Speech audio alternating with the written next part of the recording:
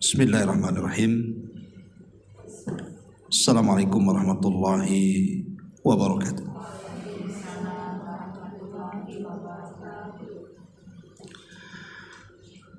Alhamdulillah. Alhamdulillahilladzi nahmaduhu wa nasta'inuhu wa nastaghfiruh. Wa na'udzu billahi min syururi anfusina wa sayyiati a'malina, may yahdihillahu fala mudhillalah wa man yudlil fala hadiyalah. Asyhadu an la ilaha illallah wahdahu rabbi la syarikalah wa asyhadu anna Muhammadan abduhu wa rasuluhu alladzi la nabiyya ba'dah, amma ba'du. Alhamdulillah, segala puja dan puji hanya milik Allah Jalla fi'ula. Salawat dan juga salam tak lupa kita iringkan kepada Rasul kita Nabi besar Muhammad sallallahu alaihi wa ala alihi wasallam. Tema yang diamanahkan kepada saya untuk dibahas pada pagi menjelang siang ini adalah tentang keutamaan birrul walidain dan bahayanya uququl walidain, durhaka kepada kedua orang tua. Pembahasan ini sebenarnya pembahasan yang umum dibahas oleh banyak para asatidz kita atau ustadz-ustadz yang lainnya, karena ini juga perkara yang memang sangat penting untuk dibahas. Karena Abdullah ibn Abbas radhiyallahu anhuma sampai mengatakan, ma min mu'minin lahu abawani fayusbihu wa yumsi wa huwa muhsinun ilaihima illa fatahallahu lahu babaini minal jannah. Kata Abdullah ibn Abbas radhiyallahu anhu, tidaklah seorang muslim, seorang mukmin, lahu abwaban, bagi dia ada dua pintu, yang di pagi dan di sore hari dia terus memperbaiki dua pintu itu, kecuali Allah subhanahu wa ta'ala akan bukakan dua pintu itu dan mengarah ke surga. Apa yang dimaksud dua pintu yang mengarah ke surga di dunia ini? Artinya birrul walidain, berbuat baik kepada kedua orang tua. Kedua orang tua itulah pintu kita masuk ke dalam surga. Terkadang ada orang yang jauh mencari surga, sampai ke sana kemari, rupanya pintunya pula ada di rumah. Makanya ada seorang ulama salaf, kalau tidak salah namanya Hasan al-Basri rahimahullahu ta'ala. Ketika salah seorang orang tuanya meninggal dunia, dia menangis. Kemudian dikatakan oleh murid-muridnya, dan dikatakan, wa mayubkika ya imam, apa yang membuat anda menangis wahai imam? Maka Hasan al-Basri mengatakan, waihakum, celaka kalian. Kemarin aku punya dua pintu yang bisa mengantarkan aku ke surga. Sekarang pintu itu tinggal satu. Berarti kalau seandainya dua-duanya meninggal dunia, maka hilang. Tetapi bukan berarti kemudian birrul walidain terputus dengan meninggalnya kedua orang tua, tidak. Ada juga cara kita berbuat baik kepada kedua orang tua kita walaupun sudah meninggal. Tetapi tentu berbuat baik kepada kedua orang tua semasa hidup itu jauh lebih afdal, lebih utama, lebih bisa memasukkan kita ke surga. Apa yang bisa diharapkan ketika keduanya meninggal? Hanya bisa mengantarkan doa dan mengirim pahala saja. Maka karena pentingnya membahas dua pintu menuju surga inilah, Maka tidak ada masalah sekedar mengingatkan untuk saya pribadi dan juga ibu bapak sekalian tentang masalah birrul walidain ini. Karena ini nasihat bersama, bukan nasihat saya kepada jemaah saja, tetapi juga nasihat kepada saya pribadi. Karena mungkin di antara kita masih ada dua orang tua yang masih utuh, atau mungkin salah satunya atau mungkin dua-duanya sudah meninggal. Ma'asyiral muslimin wal muslimat rahimani wa rahimakumullah.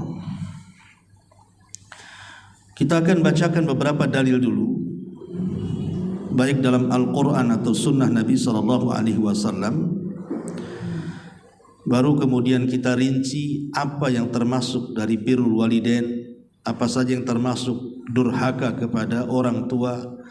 Kemudian baru kita mengambil kisah-kisah para sahabat, para ulama, bagaimana sikap mereka kepada kedua orang tua, dan bagaimana pula birrul walidain kita kepada orang tua yang sudah meninggal dunia. Di dalam Al-Quran, tepatnya dalam surah Al-Isra ayat 23-24, Allah subhanahu wa ta'ala berfirman, wa qadha rabbuka alla ta'budu illa iyyahu wa bil walidaini ihsana imma yablughanna indakal kibara ahaduhuma aw kilahuma fala taqul lahuma uffin wa la tanharhuma wa qul lahuma qawlan karima wahfid lahuma janaha dhulli minar rahmah wa qur rabbirhamhuma kama rabbayani shaghira. Dan Rabbmu telah memerintahkan sesuatu agar jangan kalian menyembah kecuali hanya kepada Allah, dan hendaklah kalian berbuat baik dengan kedua orang tua kalian. Lihat potongan ayat ini. Allah subhanahu wa ta'ala menyebut satu nafas antar perintah tauhid dengan perintah birrul walidain, menunjukkan bahwa kedudukan birrul walidain itu sangat luar biasa, karena disebut satu nafas dalam Al-Quran dengan perintah tauhid. Bahkan dalam sebuah hadis Rasul pernah mengatakan kepada para sahabat, maukah ku beritahu kalian tentang sebesar-besarnya dosa besar? Sahabat mengatakan, tentu wahai Rasul. Kemudian Nabi SAW mengatakan, yang pertama syirik kepada Allah, dan yang kedua durhaka kepada orang tua. Sebagaimana tauhid diiringkan dengan berbuat baik kepada kedua orang tua, maka kesyirikan juga diiringkan dengan durhaka kepada orang tua. Kemudian Allah Subhanahu wa ta'ala mengatakan, imma yablughanna indakal kibar ahaduhuma aw kilahuma. Terutama kalau seandainya orang tua itu sudah menginjak tua, sudah renta. Terkadang di antara mereka itu sudah pikun, sudah hilang akal. Maka perhatian kita kepada mereka harus lebih lagi. Karena Allah Subhanahu wa ta'ala mengatakan, la tarkabunna tabaqan an tabaq. Yang namanya manusia itu pasti akan berubah dari satu kondisi ke kondisi berikutnya, dan semua manusia akan mengalami kondisi itu. Saya, ibu-ibu, bapak-bapak, semua akan mengalami. Mulai dari kita lahir, kita tidak bisa melihat, mendengar, berpikir, tenaga pun tak ada. Kemudian besar sedikit, mulai bergerak, bisa melihat, bisa memandang, bisa berpikir, sampai kepada puncaknya kita berada di atas kekuatan. Kuat cara memandang, cara mendengar, cara berpikir, cara berusaha. Tapi itu semua tidak akan lama, karena nanti dengan berjalannya zaman dan waktu, maka kita akan kembali menua sehingga seperti anak kecil yang baru dilahirkan, melemah lagi. Kadang-kadang bangun harus dibangunkan, makan harus disuapi, minum harus diberikan minum, bangun harus dibangunkan, terkadang berak harus diceboki, terkadang dipakaikan pakaian, dan begitu seterusnya. Ada waktu-waktunya orang itu sampai taraf ke seperti itu. Lah kalau seandainya manusia sudah sampai taraf seperti itu, sudah kembali seperti anak-anak, maka yang namanya anak sudah menjadi sebuah kewajiban untuk merawat mereka jauh lebih ekstra dibandingkan mereka masih muda. Dan harus sabar, ya, harus ada kesabaran. Makanya sering saya katakan sama antum semuanya, merawat orang tua yang sudah hilang akalnya sampai taraf pikun, itu sama dengan merawat anak kecil yang belum balik. Anak-anak usia 3-4 tahun itu kan sama-sama tidak berakal tuh. Tetapi terkadang merawat anak kecil yang belum berakal itu masih lebih enak dibandingkan merawat orang tua yang hilang akalnya. Karena kalau merawat anak-anak yang hilang akal itu masih ada lucu-lucunya kita, masih ada tertawa-tertawanya kita. Tapi kalau merawat orang tua mana ada lucu-lucunya, Bu?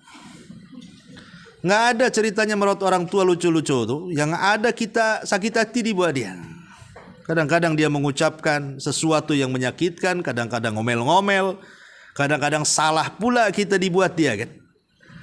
Tapi memang harus sabar, gimana pula kan itu. Itu perintah Allah Subhanahu wa taala. Kalau tidak sabar itu udah kita campakkan orang tua tuh. Dengan cara apa sabarnya itu? Dengan supaya kita tidak mengucapkan sesuatu kecuali yang baik. Makanya Allah Subhanahu wa taala melanjutkan kata-katanya. Apa katanya? Fala taqul lahuma uffin. Jangan mengatakan dua huruf kepada kedua orang tua, alif dan fa. Makanya saya pernah bahas juga, ada dua huruf jangan pernah diucapkan dalam beberapa kesempatan. Itu termasuk dosa besar. Pertama, kalimat lau, lam waw, lau dalam bahasa Arabnya. Bahasa kitanya seandainya. Yang kedua dalam ayat ini alif dan fa, Kemudian yang ketiga dalam sholat, mengeluarkan dua huruf seperti ab, ya, dan dia ucapkan dengan sengaja, maka batal sholatnya. Ini jangan diucapkan dua huruf ini. Pertama, lau, gak boleh kita katakan seandainya. Bahasa kita seandainya, bahasa Arabnya lau, lam waw. Seandainya saya tidak berbisnis, tentu saya tidak bangkrut. Seandainya saya tidak menanam saham di dia, tentu uang saya masih ada. Seandainya saya tidak antar ke dokter dan saya tanda tangan siap dengan konsekuensi harus dioperasi, tentu dia tidak akan mati, mungkin masih hidup. Seandainya saya tidak jalan ke sini, tentu tidak jatuh. Seandainya tidak ada anjing itu, habislah rumah saya kecurian. Ini kalimat lau seandainya ini bahaya, karena ini kalimat setan. Tapi katakanlah semua atas izin dan takdir Allah Subhanahu wa taala. Apa yang Allah kehendaki, walaupun kita tidak berkehendak, pasti terjadi. Apapun yang Allah tidak kehendaki, tapi kita berkehendak, terjadi, tidak akan terjadi. Nah, itulah bahasa yang benar. Yang kedua, kalimat di sini. Kalimat bahasa kitanya bahasa sama juga. Dua huruf. Juga dua huruf. Ya. Kadang-kadang anak ini kalau diperintahkan orang tuanya, terkeluar kalimat nanti saja. Bukan kalimat nanti saja yang masalah, kalimat pertama itu yang jadi masalah. Ayo cepat nanti, nya itu yang jadi masalah. Itu dua huruf tuh. Makanya kata Hasan Ibnu Ali radhiyallahu an, kalau Allah Subhanahu wa taala kemudian masih memilihkan ada kata yang lebih atau kurang daripada dua huruf, tentu Allah akan haramkan juga mengatakannya. Coba bayangkan kita ngomong saja, nanti saja, nya itu loh jadi masalah. Kalau nya saja jadi masalah, bagaimana kalimat setelahnya? Ya. Makanya seperti itulah kemudian Islam itu mendetailkan perkara orang tua itu. Kenapa demikian? Karena ucapan itu menyentuh perasaan. Dan birrul walidain yang paling tinggi dalam Islam itu adalah menjaga perasaan. Menjaga perasaan itu birrul walidain paling tinggi. Ingat ketika kisah Nabi Yusuf. Nabi Yusuf alaihi salatu wassalam setelah berhasil kan menjadi orang nomor 2 di Mesir, tentu dengan liku-liku perjalanan yang macam-macam kan, dimasukkan ke sumur, diambil para kafilah dagang, habis itu jadi budak, dijual murah lagi. Tapi Allah takdirkan yang membeli pula orang kaya, Imra'atu Aziz, pejabat Mesir, Al-Aziz. Akhirnya terfitnah lagi, masuk penjara, macam-macam kisahnya Nabi Yusuf itu. Dan itu diceritakan secara lengkap dalam surah Yusuf. Yang ingin saya kisahkan adalah ketika Nabi Yusuf sudah berhasil, akhirnya memboyong seluruh keluarganya, termasuk saudara-saudaranya yang pernah menzalimi dia, yang masukkan ke sumur itu, semua diboyong ke Mesir. Sampai di Mesir, bapaknya tanya Nabi Yakub ini, bagaimana kau bisa berhasil sampai menjadi orang nomor 2 Mesir? Itu pertanyaan bapaknya. Coba kisahkan macam mana perjalanan hidupmu. Nabi Yusuf alaihi salatu wassalam tidak mendetailkan cerita. Kalau dia mendetailkan cerita, bisa saja dia cerita mulai dari dimasukkan oleh saudara-saudaranya ke sumur, dan itu akan menyentuh perasaan orang tuanya. Nabi Yusuf tidak mau menyentuh masalah ini, tapi dia langsung ceritanya dari penjara yang tidak ada kait-mengait dengan saudara dan keluarganya. Jadi dia di kisah perjalanan dimulai dari penjara sampai kemudian dia jadi orang nomor 1 atau nomor 2 Mesir setelah Firaun. Singgung saudaranya coba ketika dia mengkisahkan perjalanan hidupnya di hadapan ayahnya, karena dia tidak mau menyentuh perasaan orang tuanya, akhirnya tertanam dendam kepada anak-anaknya yang jahat kepadanya. Nggak mau. Dari sini ada faedah besar bagi kita yang masih hidup orang tua. Kalau dalam keluarga itu ada masalah besar antar suami istri, maka jangan pernah melibatkan orang tua dalam masalah kita sebagai anak. Nggak boleh. Ya. Sekarang logikanya ya, ada orang tua itu lagi senang-senang, tidak ada masalah, tidak punya pikiran macam-macam dengan anak-anaknya.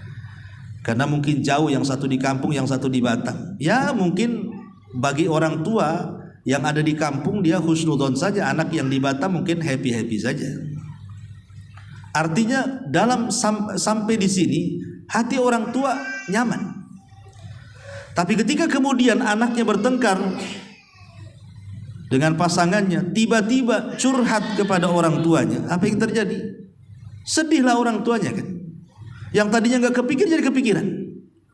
Coba, yang tadinya makan enak jadi tak enak makan, yang tadinya sehat jadi sakit. Lah siapa yang salah di sini? Kenapa libatkan orang tua di sini? Sehebat apapun permasalahan keluarga itu, jangan curhat kepada orang tua, karena itu akan menyinggung perasaannya. Sementara birrul walidain yang paling tinggi dalam Islam itu adalah menjaga perasaan. Kalau bisa jabrul khawatir, kita ini membahagiakan orang tua walaupun kita tidak bahagia, itu harusnya. Namanya sururun tudkhiluhu ala qalbi muslim, namanya memasukkan kebahagiaan kepada hati seorang muslim. Lah makanya di sini Allah Subhanahu wa taala, kalimat paling rendah dalam bahasa Arab yang terdiri dari 2 huruf saja, kalimat alif dan fa, itu saja dilarang karena ini akan menyentuh perasaan. Makanya Allah Subhanahu wa taala mengatakan fala taqul lahuma uffin wala tanharhuma, apalagi sampai membentak. Kan ada anak itu sampai membentak orang. Kita ini tidak tahan, orang tua ngomel sana sini, akhirnya terangkat juga suara saya. Kan ada seperti itu tuh.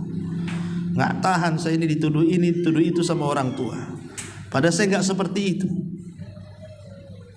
Akhirnya nggak tahan, nggak sabar, terangkat suara saya. Nggak boleh.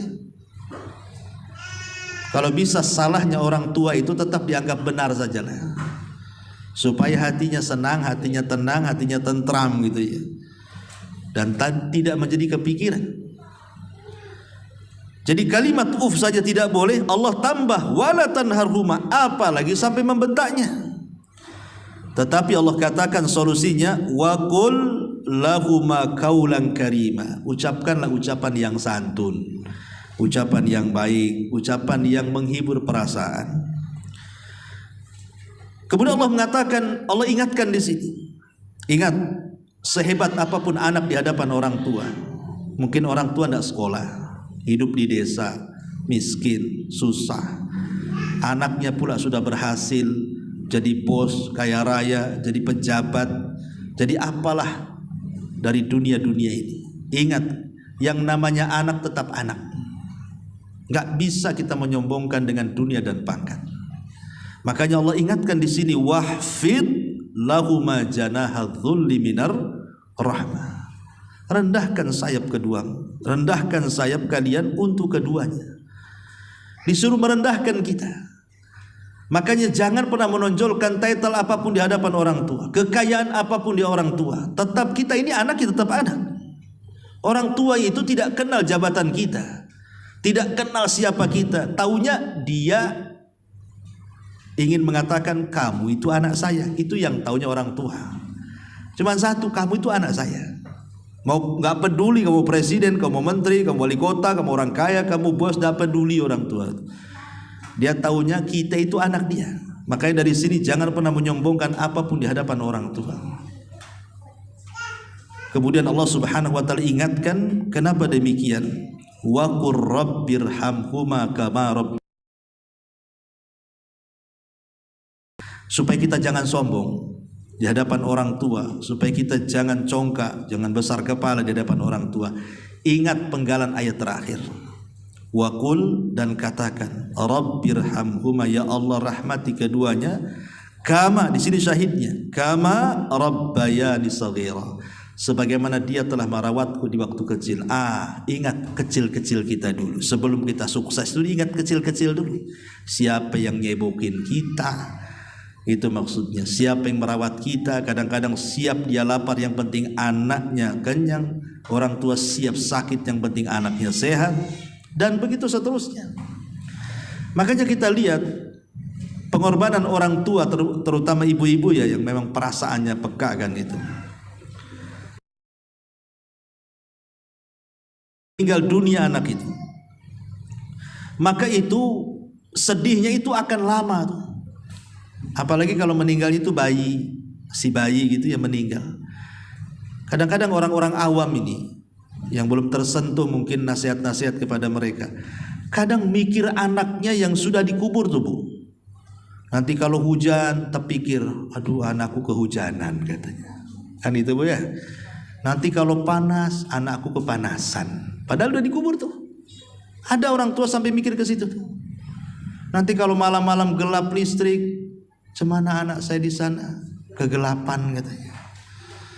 Sampai seperti itu. Sama siapa dia di sana? Saking stresnya orang tua itu kalau bayi meninggal tuh, sampai ada melamun pula, sampai kesurupan pula itu. Kenapa? Karena memang yang meninggal tuh buah hati. Beda kalau yang meninggal suami, cari lagi Bu ya. Apalagi yang meninggal istri. Besok ada melamar si anu tetangga sebelah teman itu. Jadi enggak, kalau yang pasangan yang meninggal itu kecuali memang dia cinta mati lah. Tapi umumnya kan cinta hidup biasanya. Kalau orang tua sebentar aja nangisnya, habis itu besoknya cari surat-surat tanah, mana warisannya kan itu. Tapi kalau anak yang meninggal itu beda. Bayi yang meninggal itu sangat beda sekali. Makanya kenapa kemudian syariat mengajarkan menghibur orang tua ketika meninggal anak. Tidak perlu sedih kalau anak meninggal itu, karena nanti anak itu jadi syafaat bagi orang tuanya. Seperti itulah pengorbanan orang tua kepada anak. Lah kita yang nggak tahu diri di sini. Kadang-kadang kita sudah kaya, sudah berpangkat, berjabat dan begitu seterusnya, petantang-petenteng pula depan orang tua. Siapa kamu ini? Kalau bukan karena Allah kemudian orang tua, tidak ada kamu ini. Nah ini yang harus dipahami tentang surah Al-Isra ayat 23 dan 24.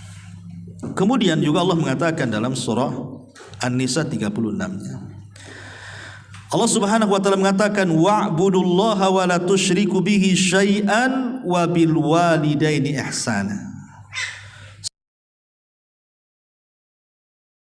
Dengan apapun dan berbuat baiklah kalian kepada kedua orang tua. Ini juga Allah sebutkan satu nafas antara tauhid dan berbuat baik.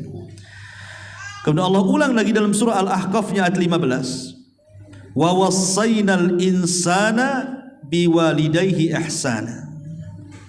Dan kami wasiatkan kepada manusia untuk berbuat baik kepada orang tua. Subhanallah, ayat ini agung sekali. Bahwa yang memberikan wasiat untuk anak berbuat baik kepada orang tua itu bukan orang tua, tapi zat yang menciptakan orang tua, Allah Azza wa Jalla. Coba berpikir sebelum kita ini durhaka sama orang tua, sebelum kita mengucapkan kalimat kasar kepada orang tua, sebelum kita melakukan tindakan yang menyakiti orang tua, coba ingat ayat ini, bahwa Allah yang berwasiat, bukan siapa-siapa, Allah yang berwasiat. Seandainya orang tua sebelum meninggal ini orang tua kita ini sebelum meninggal berwasiat, kalau bisa wasiat itu langsung kita kerjakan. Saking takut kualatnya kita dengan wasiat orang tua kalau tidak dikerjakan. Itu wasiat orang tua itu manusia. Lah ini yang berwasiat bukan manusia, Allah. Kok kita tidak takut pula di sini? Makanya sebelum kita bertindak mengucapkan sesuatu, ingat ayat ini. Oh, ada wasiat dari Allah rupanya. Jangan kita menyakiti orang tua dan berbuat baiklah kepada kedua orang tua. Akhirnya dengan melihat atau mendengar atau membaca ayat ini, tak jadilah kita mengucapkan itu. Ini wasiat Allah. Ya.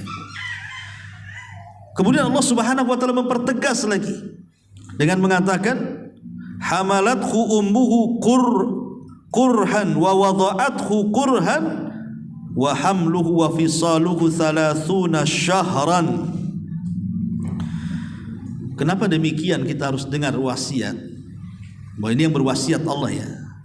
Kemudian Allah hendak mencoba memberikan renungan kepada kita, bahwa bagaimana ketika kita berada di kandungan orang tua kita ini. Allah katakan, ingat, ibunya yang sudah mengandungnya dalam kondisi kurhan kelemahan, ketidaksukaan. Ya, mungkin ibu-ibu yang merasakan, kalau bapak-bapak kan nggak merasakan bagaimana susahnya orang hamil tuh, jaga makan, kadang makan muntah pula. Kadang-kadang yang repotnya itu kalau sudah ngidamnya itu makan sabun pula. Ya. Saya waktu di Lamongan tuh kapan tuh ya, masih mondok di sana itu, jam 1 malam tuh, ya, istrinya pengen mangga. Naik manjat 1 malam tuh bapaknya minta cari mangga tuh. Nasib baik lagi musim mangga, coba minta mangga tuh. Ya. Orang awam kalau udah ngaji ya biarin aja lah kan. Pengen mangga bang, nggak ada. Sudah ini nggak peduli ya. Tapi yang jelas bahwa sampai seperti itu gitu ya orang-orang yang hamil itu. Kemudian wa hamluhu wa fisaluhu 30 syahra. Bayangkan dia harus mengandung itu cukup 9 bulan dikandung. Kemudian sampai akhirnya kemudian melahirkan. Lah ketika Allah Subhanahu wa taala ingatkan, ini kita sudah melahirkan nih, dan kita sudah tahu bagaimana susahnya seorang ibu mengandung, melahirkan, menyusui. Itu kan 3 perkara yang menjadikan kenapa ibu dilebihkan 3 dibandingkan ayah. Karena 3 perkara ini, hamil, melahirkan, dan menyusui. Makanya ketika Rasul ditanya siapa manusia yang paling berhak saya berbuat baik kepada mereka sebelum yang lainnya wahai Rasul, Rasul mengatakan ummuka ibu, ummuka ibu, ummuka ibu. Kan 3 kali itu. Kenapa? Karena tadi dia yang mengandung, dia yang melahirkan, dia yang menyusui, makanya dikasih 3. Baru kemudian yang terakhir, yang keempat, abuka summa abuka sumu, bapak. Tapi bukan berarti kemudian karena ayah disebut 1 kali, ibu disebut 3 kali, kemudian kita menelantarkan hak ayah. Tidak demikian. Tidak ada manusia yang membesarkan anak melebihi ikhlasnya seorang ayah. Tidak ada. Seandainya ada orang kaya nih, ada orang kaya, dia mau menyantuni kita, seberapalah santunan orang kaya itu kepada kita. Kata orang kaya datang, biar anakmu, karena sudah yatim, saya yang kafil dia.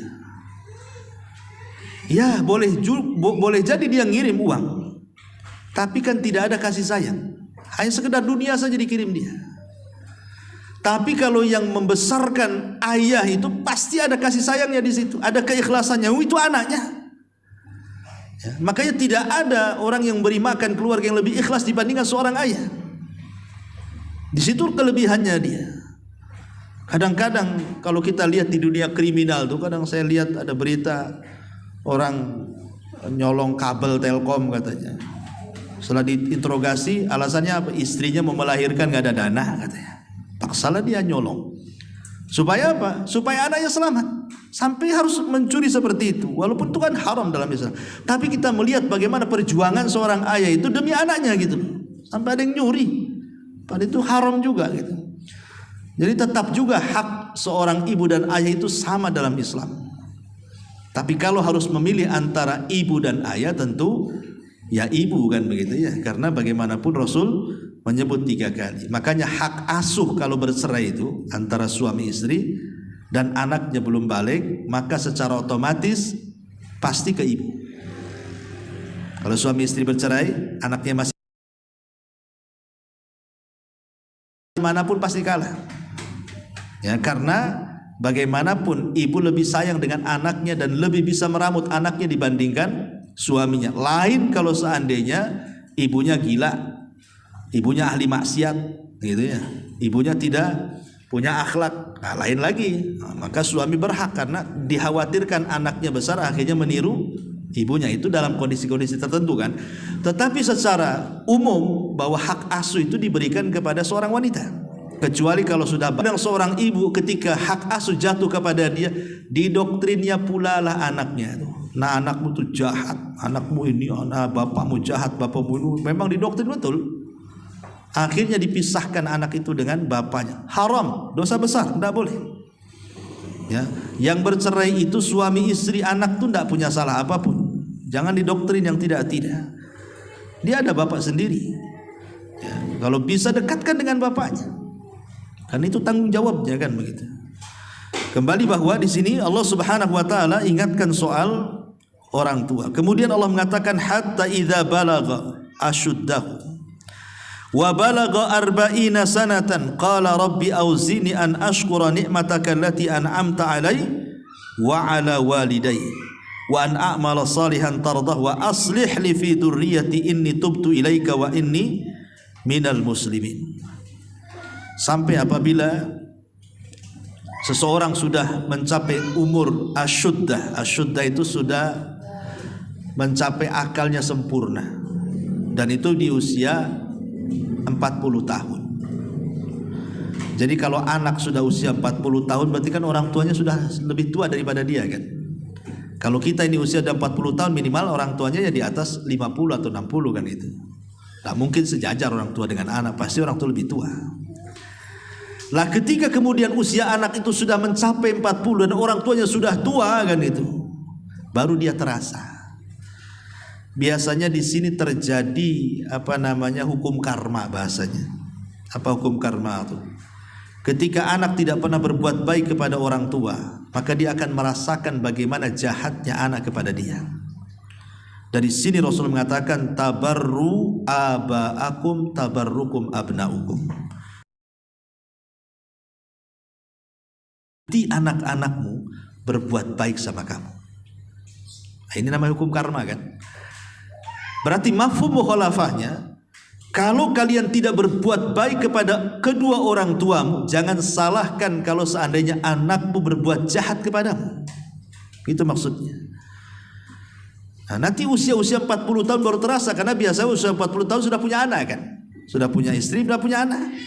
Dan itu matang-matangnya orang, usia 40 tahun baru berpikir. Ya, bayangkan pemimpin keluarga saja di usia 40 tahun kan, baru otaknya jejak gitu ya. Gimana kalau mimpin satu Batam nih? Ya usianya harus matang kan itu ya, jadi pemimpin itu. Taib, ma'asyiral muslimin yang dimuliakan Allah Azza wa Jalla, kembali bahwa Allah ajarkan ketika kita usia 40 tahun, maka kita berdoa kepada Allah Subhanahu wa taala, Rabbi auzi'ni, ya Allah anugerahkan kepadaku, an ashkura ni'mataka allati an'amta alaihi, agar aku bisa bersyukur akan nikmat-nikmat yang kau nikmatkan kepadaku, wa ala walidayya, dan agar aku tetap bersyukur kepada kedua orang tuaku. Kenapa di usia 40 tahun kita suruh berdoa seperti itu? Karena kita khawatir, ya, khawatir ibu bapaknya di usia 40 tahun itu kita tidak berbuat baik maksimal dengan kedua orang tua. Kenapa? Karena ibu sudah disibukkan dengan suami, ibu sudah disibukkan dengan anak-anak, apalagi sudah wanita karir, kerja sana sini. Begitu juga suami, disibukkan dengan istrinya, disibukkan dengan anak-anak, disibukkan dengan pekerjaannya, akhirnya lupa dengan orang tua. Makanya di usia ini kita berdoa kepada Allah, syukuri nikmatmu, tolong anugerahkan juga agar aku tetap berbuat baik kepada orang tuaku. Jangan sampai di usia 40 tahun itu justru makin jauh dengan orang tua. Ada satu kisah diceritakan Syekh ini. Seorang saya bercerita, jadi ada seorang laki-laki punya orang tua, dan Allah takdirkan yang masih hidup itu ayahnya, ibunya sudah meninggal.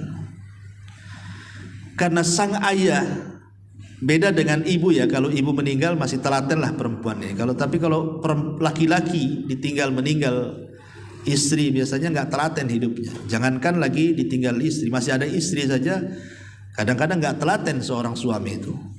Ya kan Pak kan? Kadang-kadang pulang ke rumah, sarung letak mana, pakaian letak mana, kan itu ya. Kadang nggak jelas.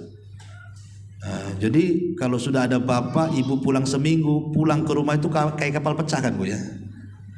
Coba saja ibu tinggalkan bapak seminggu di rumah aja. Itu ya. Ibu jangan balik. Nanti setelah seminggu pulang, apa nggak kayak kapal pecah tuh rumah tuh. Ini belum dicuci, itu belum dipel, mana ada. Suami mah nggak seperti itu. Itu yang ada istri saya kalau ditinggal sebentar berantakan rumah tuh.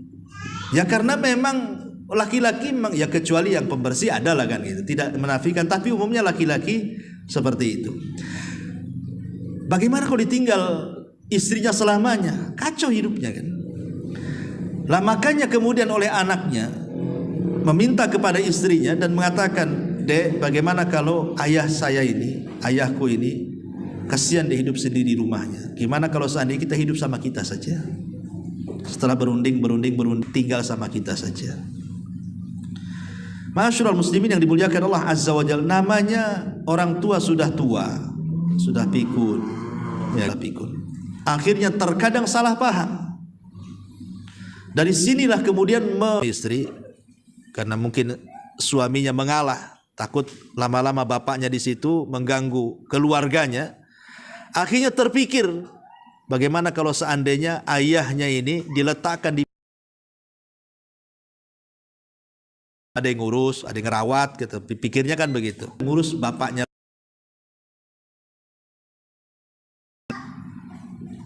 Kemudian mulailah anak ini tinggal di panti jompo. Di situ ada masjidnya, ada musolahnya, orang-orangnya pun baik, bisa ibadah dengan tenang. Memang dia tahu bahwa dia kondisi di situ, bawalah nih bapaknya ke panti jompo. Dan anaknya masih datang, ya masih nengok, bercengkrama dan begitu seterusnya.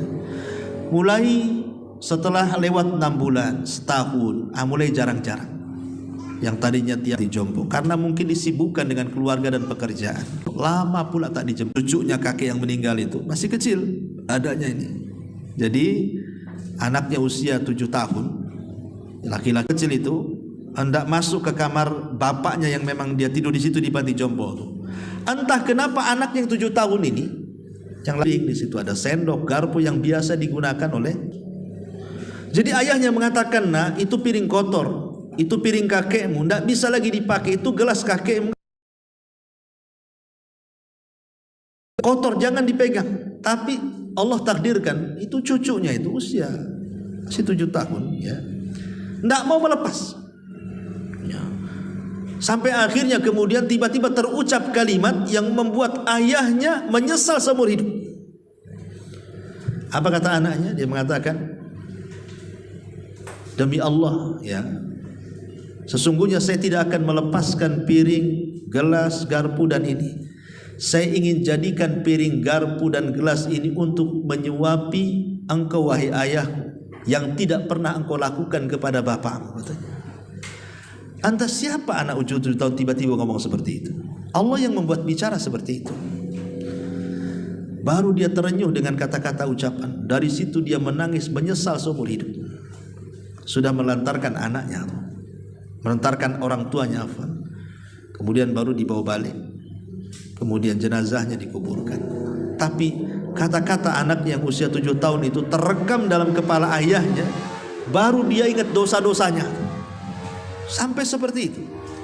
Apa menunggu birrul walidain kemudian orang tuanya meninggal baru kita terasa kan itu ya. Makanya di sini Allah Subhanahu wa taala ingatkan, kalau kita di usia 40 tahun, otomatis orang tua kita 60 tahun atau 70 tahun kan. Dan di usia 40 tahun itu sibuk-sibuknya kita. Ya, sibuk dengan istri, sibuk dengan pekerjaan, sibuk dengan bisnis, sibuk dengan anak. Terkadang kita dilupakan dengan orang tua. Makanya Allah ingatkan, kalau usia kita sudah 40 tahun, banyak-banyaklah berdoa. Ya Allah, anugerahkan agar aku bisa mensyukuri nikmat-Mu dan agar aku tetap bisa mensyukuri kedua orang tuaku. Itu makna ayat ini. Ya. Di sini, Rabbi auzini an ashkura ni'mataka allati an'amta alayya wa ala walidayya wa an a'mala salihan, dan tetap beramal saleh tardah yang kau ridhoi. Kemudian Allah mengatakan wa aslih li fi dzurriyyati, dan perbaikilah untukku pada seluruh keturunanku, inni tubtu ilaika, dan aku masuk orang yang berserah diri. Di sini ada kalimat wa aslih li fi dzurriyyati. Kita meminta kepada Allah Subhanahu wa taala agar supaya anak keturunan kita juga menjadi baik. Ya, minta kepada Allah supaya anak keturunan kita menjadi baik, dan itu yang diminta para nabi kan. Rabbi habli minas salihin, ya Allah, anugerahkan anakku termasuk orang-orang yang saleh. Ya, karena kalau kita punya anak soleh, biasanya tenang hidup kita. Betapa banyak orang tua yang stres gara-gara anaknya jahat. Anaknya 5, yang 4 itu bagus, yang tidak bagus 1. Tapi gara-gara yang 1 ini orang tua bisa stroke. Coba bayangkan, yang 1 loh, yang 4 bagus. Gara-gara yang 1 kadang-kadang orang tua bisa jadi stres. Itulah kepikirannya orang tua kepada anak seperti itu. Nah, ini diantara juga 3 ayat, dan masih banyak ayat-ayat yang lainnya. Kemudian kita beralih kepada hadis Nabi Sallallahu Alaihi Wasallam. Nabi Sallallahu Alaihi Wasallam bersabda tentang pentingnya birrul walidain dan bahayanya uququl walidain. Kata Nabi Sallallahu Alaihi Wasallam, ketika ada seorang anak muda dari Yaman hendak berjihad. Jadi ada anak muda datang dari Yaman hendak berjihad, ikut pasukan Rasul di Madinah. Tapi masalahnya sebelum dia berangkat, dia minta izin kepada orang tua, tidak diizinkan orang tuanya. Tapi setelah kemudian banjir dengan tangisan, anaknya terus meminta izin, dengan terpaksalah dan menangis orang tuanya akhirnya mengizinkan anak muda ini untuk berangkat ke Madinah. Berangkatlah anak muda ini dari Yaman ke Madinah. Sampai di Madinah, berjumpa dengan Nabi SAW dan mengatakan, ya Rasul, alhiqni bil jihad. Rasul, libatkan aku dalam jihad, saya ingin berjihad. Ya. Tapi Nabi SAW tiba-tiba dia bertanya, ahayyun walidaika, masih hidup kedua orang tuamu? Subhanallah. Ya. Lihat bagaimana Nabi SAW sebelum bertanya kepada orang yang hendak bergabung dalam jihad, Rasul tidak bertanya soal skill jihad. Rasul tidak mengatakan kau bisa nombak, kau bisa manah, kau bisa berkuda, sudah pernah bunuh orang, kau bisa bela diri. Enggak, bukan itu yang ditanyakan Nabi. Anda mau masuk pekerjaan, pasti Anda akan ditanya skillnya kan. Kalau mau bekerja kan ditanya skillnya, kamu lulusan mana, ijazahnya mana, kau bisa apa, mana sertifikatmu, ini macam-macam kan. Tapi Nabi SAW tidak nyambung antara orang yang mau ikut jihad dengan pertanyaan Rasul yang bukan bertanya soal skill. Harusnya Rasul bertanyakan soal skillnya kan, soal skill jihadnya, bisa nggak atau dia? Tidak, Rasul tidak ditanyakan. Yang ditanyakan soal birrul walidain dulu. Kenapa? Karena itu menjadi syarat jihad. Syarat jihad itu adalah izin dari orang tua. Tidak bisa kayak orang-orang teroris itu, yang mereka meledakkan dirinya, habis mati baru ada surat kaleng kasih orang tuanya. Gimana izinnya belakangan? Izinnya duluan. Itu sudah salah pula jihadnya, tidak ikut aturan pula dalam Islam, aturan jihad. Makanya Nabi SAW mensyaratkan, sudah dapat izin orang tuamu, masih hidup orang tuamu. Kata orang ini, masih wahai Rasul. Dia menangis ketika aku meninggalkan mereka, katanya. Maka Rasul mengatakan, oh tidak bisa, kau pulang ke Yaman, jihadlah dengan kedua orang tuamu, buat mereka tertawa sebagaimana kau sudah membuat dia menangis, katanya. Lain pula kan itu. Lihat bagaimana Nabi SAW memilihkan bahwa birrul walidain itu jauh lebih mulia dibandingkan jihad itu sendiri. Luar biasa, ya. Ma'asyiral muslimin wal muslimat rahimani wa rahimakumullah. Rasul SAW juga mengatakan, ridallah fi ridal walidaini wa sukhtu rabb fi sukhtil walid. Bahwa redhonya Allah digantungkan dengan murka orang tua. Bahkan ada 3 kelompok yang tidak akan dilihat pada hari kiamat. Salah satunya al-aqu liwalidayhi, anak yang durhaka dengan orang tua. Tidak akan dilihat, tidak akan diajak bicara lagi, bahkan tidak akan dibersihkan. Bahkan bagi mereka azab yang sangat pedih. Salah satunya adalah al-aqu liwalidayhi, anak yang durhaka dengan kedua orang tua. Setelah kita tahu ini sebagian dalil-dalil, kita tidak akan panjang karena banyak dalilnya. Kita akan mungkin masuk pada madzahirnya saja. Seperti apa sih bentuk birrul walidain dan seperti apa bentuk uququl walidain itu. Kita masuk pada uququl walidain dulu, baru kita masuk pada birrul walidainnya. Uququl walidain bahaya, karena termasuk dosa besar. Bahkan Imam Zahabi rahimahullahu ta'ala, Imam Zahabi mengarang satu kitab namanya Al-Kabair, dosa-dosa besar. Lah salah satu dosa besar di awal-awal kitab yang beliau cantumkan adalah uququl walidain, durhaka kepada orang tua. Karena itu satu di antara 7 dosa yang disebut dengan al-mubiqat, yang bisa membinasakan pelakunya. Bukan hanya di akhirat, di dunia saya sudah binasa. Karena Nabi SAW mengatakan ada 2 dosa yang ancaman hukumannya disegerakan di dunia sebelum akhirat. Jadi ada 2 dosa yang azabnya itu loh sebelum akhirat, di dunia sudah. Durhaka kepada orang tua. Yang kedua, zalim. Orang yang berbuat zalim kepada orang, dan orang yang durhaka kepada orang tua. Ini 2 kelompok ini disegerakan hukumannya di dunia sebelum akhirat. Di akhirat sudah jelas hukumannya, di dunia juga sudah jelas hukumannya. Berapa banyak anak yang tidak hidup bahagia hidupnya, ada saja masalah. Coba. Ini belum selesai datang masalah yang lain, masalah yang belum selesai datang lagi masalah, seolah menumpuk masalah itu. Jangan-jangan salah satu banyaknya masalah dalam kehidupan kita itu karena kita mungkin kurang berbuat baik dengan orang tua. Tidak berkah hidupnya. Itulah boleh jadi hukumannya, nggak diberkahi di hidupnya di dunia itu. Yang pertama di antara uququl walidain adalah ibka'uhuma wa tahzinuhuma sawa'un bil qauli awil fi'li au bitasabbub fi dzalika. Membuat menangis orang tua atau minimalnya membuat sedih orang tua, baik dengan kata-katanya atau dengan perbuatannya. Dan ini yang paling banyak. Betapa banyak orang tua itu yang menjadi sedih, bahkan sampai sakit hati gara-gara ucapan anaknya, gara-gara perbuatan anaknya. Maka jangan sampai menyebabkan anak itu menjadi sakit dan menangisnya orang tua. Ini termasuk uququl walidain. Ya, termasuk juga lamanya anak meninggalkan orang tua. Kan ada anak itu yang safar, aduh nasib tadi negeri orang.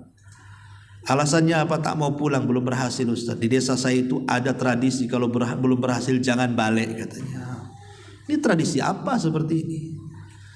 Sementara orang tua kehilangan anaknya, disangka hilang pula anaknya. Sudah mati, kalau mati di mana kuburannya katanya.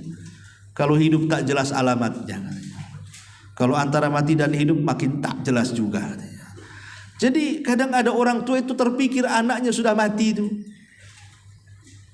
Ya, ini kan repot nih anak yang seperti ini. Kalau orang tua minta pulang, pulanglah orang tua. Apalagi kita sudah berhasil di sini, mereka minta pulang, apa salahnya pulang? Tinggalkan semua pekerjaan. Kemudian yang kedua, at-ta'affuf wa tadajjur. Nah, tadi sudah saya katakan ucapan atau menggerutu orang tua. Maka ini juga salah satu uququl walidain. Kemudian al-amru alaihima. Al-amru alaihima. Ingat, perkara itu di tangan kedua orang tua. Perkara kita itu di tangan kedua orang tua kita. Bahkan harta kita, bahkan kita sendiri milik orang tua. Makanya ada istilah, kalau kita tidak bisa membuat orang tua tertawa, janganlah kita buat mereka menangis. Kalau kita tidak bisa membuat orang tua kita ini kaya gitu ya, minimalnya jangan menyusahkan mereka. Kalau tidak bisa kita ini mengucapkan kalimat yang santun kepada orang tua, minimalnya diam. Nah, gitu maksudnya.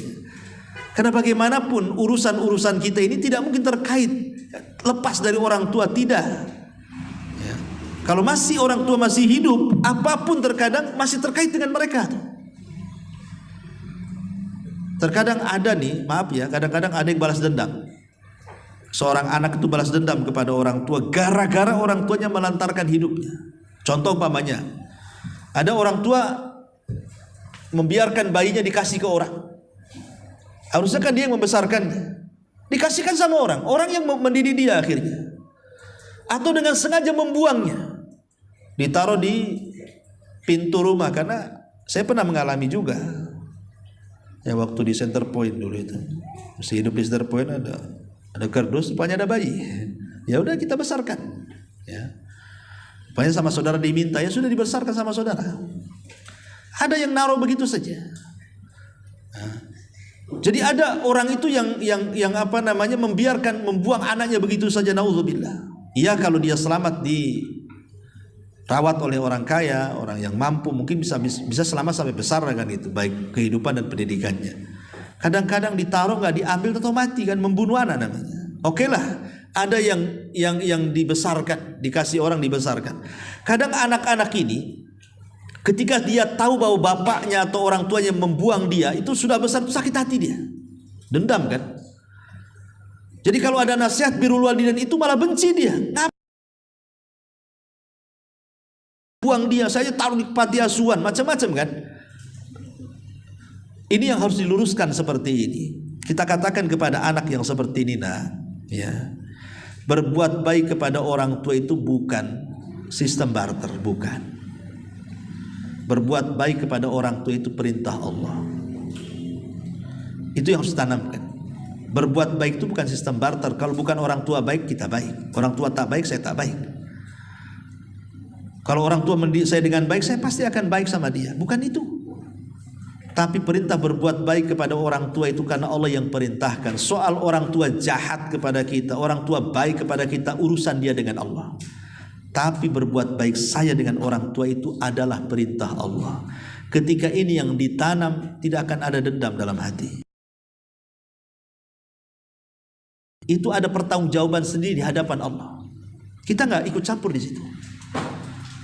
Urusan orang tua kita menitipkan kita di panti asuhan, itu ada urusan sendiri, tanggung jawab dia dengan Allah. Tapi kita sebagai anak jangan pernah melihat ke situ. Dia orang tua saya. Mungkin kita husnudzon lah, mungkin dia dulu membuang saya karena tidak mampu, karena miskin, karena apa. Coba berhusnudzon dulu. Dan tanamkan bahwa tetap saya akan berbuat baik sama orang tua saya, walaupun dia membuang saya. Karena ini perintah Allah. Bukan perintah orang tua berbuat baik kepada orang tua. Perintah berbuat baik kepada orang tua itu perintah Allah. Nah, itu tanamkan. Terserah orang tua mau jahat mau. Nah, ini kalau ditanamkan yang seperti ini, anak itu jadi soleh semua tuh. Tapi masalahnya umumnya kita ini kadang-kadang berbuat baik kepada orang tua itu karena mengungkit masa lalu. Gimana Ustaz saya akan berbuat baik pada orang tua? Orang tua saya seperti itu sama saya. Kan? Akhirnya selamanya kapan kita jadi anak soleh kalau begini? Kalau kemudian berbuat baik kepada orang tua itu sistem barter, kalau dia baik saya baik, dia buruk saya buruk. Bukan itu. Ini bukan agama. Ya, agama itu yang memerintahkan kita berbuat baik. Allah, ingat Allahnya. Cukuplah kebaikan orang tua itu karena Allah, kemudian mereka adanya kita. Sekalipun kita dibuat. Ya. Seandainya orang tua itu mau membunuh kita ketika bayi, bisa saja. Brojol dicekik, mati kita. Hidup antum? Nggak akan hidup. Nah, cukup dengan keberadaan orang tua itu adanya kita gitu. Itu saja sudah luar biasa. Karena ketika orang tua melahirkan kita, satu hentakan nafas saja tidak bisa dibandingi kebaikan kita sedikit pun. Makanya Ibnu Umar ketika ada orang menggendong orang tuanya itu tawaf, haji loh, bukan umroh. Haji itu 6 hari. Tapi orang tuanya digendong. Lelah letih dia menggendong orang tuanya sampai selesai manasik haji. Datang dia kepada Ibnu Umar radhiyallahu anhu dan mengatakan, wahai Ibnu Umar, sudahkah kebaikan berbuat baik membesarkan kita? Kok kita kurang ajar? Seandainya orang tua tidak baik sama kita aja, kita tetap berbuat baik sama mereka. Apalagi mereka baik. Adalah qillatul adab ma'al sedikitnya adab bersama ibu ataupun bapak. Bahkan Ibnu Abbas itu pernah ditanya. Ibnu Abbas, birrul walidain itu seperti apa? Kata Ibnu Abbas, jawabannya panjang. Ya sudah kalau gitu, apa sih hukukul walidain itu? Durhaka kepada orang tua itu. Lihat Ibnu Abbas mencontohkan perkara ringan. Kata Ibnu Abbas, kalau engkau mengebutkan pakaianmu, ya, menghempaskan pakaianmu seperti ini, kemudian dalam pakaian itu ada debu, kemudian melayang dan menempel di muka orang tuamu, itulah hukukul walidain. Itulah hukukul walidain, durhaka kepada orang tua. Hanya mengebutkan, tah ibu lagi bersih-bersih apa gitu, taplak meja atau gorden atau apa, mungkin berdebu, tiba-tiba dihempas gitu, debunya kemudian melayang kena pula muka orang tua, maka itu disebut hukukul walidain. Sampai seperti itu. Makanya kalau kamar kemana dulu kan, supaya jangan terkena debu gara-gara sapu kita. Karena Ibnu Abbas ini menganggap hukukul walidain, yang seperti ini dianggap hukukul walidain, semana pula yang besar daripada itu. Nah, makanya kemudian penting seseorang itu memahami soal hukukul walidain. Wallahu a'lam. Ini pembahasan masih panjang, tapi sudah jam 11.13. Saya minta maaf ya, karena saya ada tamu dari Singapura pula. Zuhur, waktu ke sana juga perlu waktu. Saya minta maaf sampai di sini dulu. Insyaallah kita lanjutkan di lain kesempatan. Subhanakallahumma bihamdika asyhadu an la ilaha illa anta astaghfiruka wa atubu ilaik. Wallahu taala alam. Assalamualaikum warahmatullahi